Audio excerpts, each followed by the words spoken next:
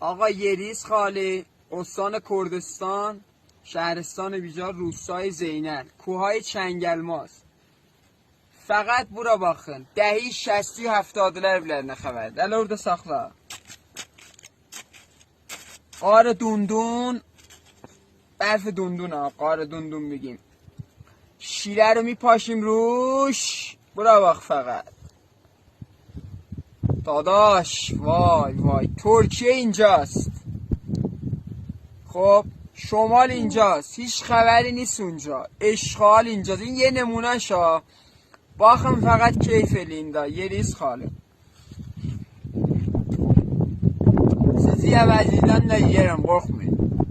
Bəh bəh. Bəh bəh. Səlaməti əmətun.